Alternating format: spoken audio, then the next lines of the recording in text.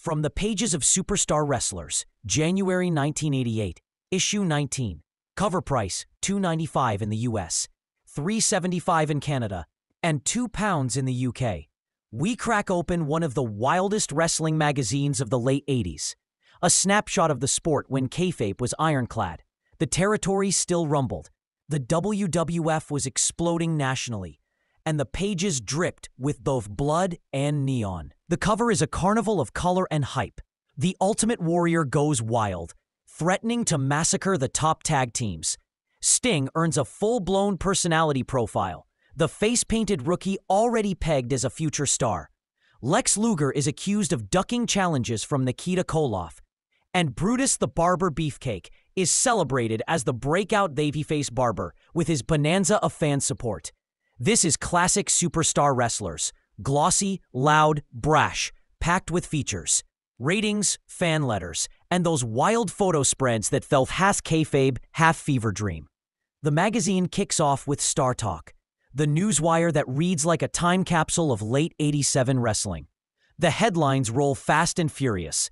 Nikita Koloff capturing the NWA World Television title from Tully Blanchard. Brass knuckles clutched from his opponent's hand and smashed back into him, proving Koloff's brutality still ran hot. Ric Flair clashing with Ronnie Garvin, the rugged veteran who dared to wear the big gold belt and felt the wrath of the Nature Boy's endless war to keep it. In the WWF, Hulk Hogan staring down the challenge of Bobby Heenan's latest monster, ravishing Rick Rude, the Heenan family promising that the Hulkster's days as champion were numbered.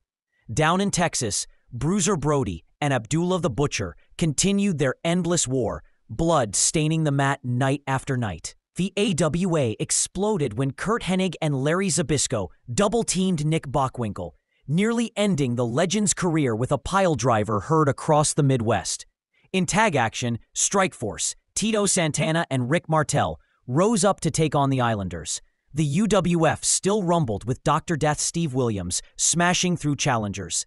In Dallas, a young Sting teamed with Chris Adams, already grabbing attention. Kevin Sullivan shocked fans by pivoting to Law and Order. Magnificent Morocco split from Cowboy Bob Orton.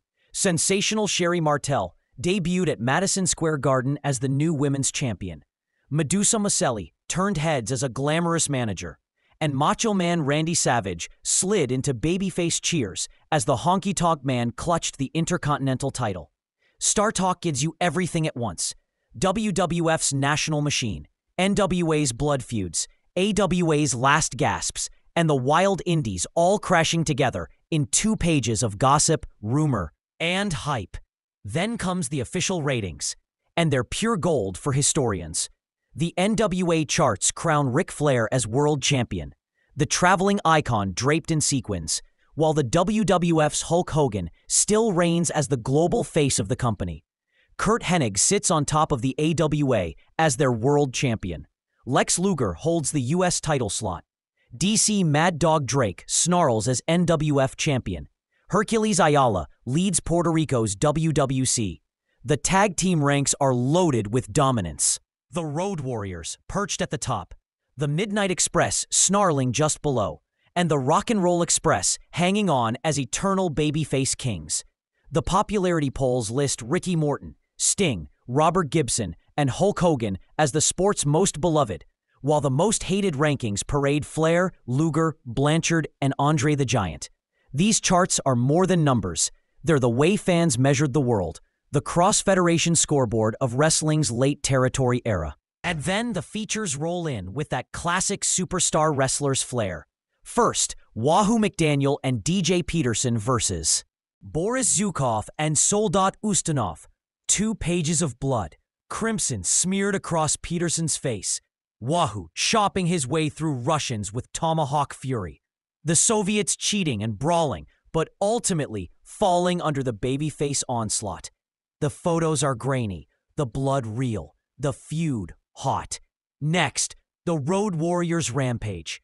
Hawk and Animal descend on the Baltimore Civic Center to face Ivan Koloff and Konga the Barbarian, managed by Paul Jones. The spread captures the carnage, double clotheslines, tandem slams, Hawk flying off the ropes, animals' power bombs shaking the ring. The copy describes them as unstoppable, the most feared tag team alive, and says Koloff and Konga never stood a chance. Then, Paul Jones' new assault team. After Rick Rude and Manny Fernandez abandoned him, Paul Jones, portrayed here as desperate, broke, and humiliated, rebuilds with Ivan Koloff and Vladimir Petrov, trying to recapture power. The article paints him as a manager clinging to relevance, reinventing himself with Russians as muscle. Then comes the Brutus Beefcake bonanza. Once the flamboyant heel, hated for his arrogance, Brutus has reinvented himself as the Barber, wielding scissors, strutting in colorful tights, and finally getting cheered. The article treats it as vindication. Beefcake has found his gimmick, his destiny, and the fans love him for it. Photos show him cutting hair, posing, smiling, a far cry from his days in the Dream Team. And then the personality profile, Sting. In 1988, Sting is still a rookie, but Superstar Wrestlers gives him the star treatment. It lays out his athletic background, his bodybuilder's physique, his charisma, his face paint, and his rise as a fan favorite in the NWA. The copy frames him as the future, a man destined for greatness, the next big thing, before that phrase even existed. The photos show him in full surfer pate. Blonde spikes, a youthful grin, Sting before the rafters, before the crow, before the black trench coat, a rising star in bright neon. Alongside Sting's spread is a quirky feature on the Haiti Kid, the WWF midget wrestler rumored to be breaking into Hollywood with a role in a prison saga. The magazine treating it as both comedy and curiosity, proof that wrestling personalities were seeping into every corner of pop culture. And then comes the surreal Sheepherders photo exclusive. Butch Miller and Luke Williams, bloody brawlers in the ring, are shown down on the farm, posing with goats, pigs, and fences. It's classic Napolitano photography, half satire, half kayfabe reinforcement. And it reads like a twisted parody of the Rock and Roll Express's teen idol photo spreads. The letters to the editor section is as colorful as ever. Fans debating whether the Road Warriors or Rock and Roll fans. Roll Express are the greatest tag team alive. One reader penning a poem to Kevin Von Erich, others welcoming Magnum TA back with tearful words, one singing the praises of Sting, another swooning over the flashy new breed. It's unfiltered fan energy, the pure voice of 1980s wrestling mania. And then, as always, the magazine closes with pages of mail-order mayhem. Gag gifts and novelties spill across the back. X-ray specs, sea monkeys, fake vomit, trick combs. Squirt calculators, whoopee cushions, bodybuilding courses, joke books, muscle mags. Nestled between them are official ads for Chris Adams' fan club and Michael P.S. Hayes' Off the Streets rock album. It's that mix of legit wrestling merchandise and Carnival Barker hucksterism that makes these mags so uniquely 80s. From cover to cover, Superstar Wrestlers, January 1988, is a neon time capsule of pro wrestling on the cusp of change. Ric Flair strutting as world champion. Hulk Hogan still the WWF's global superhero. Curt Hennig holding the AWA together.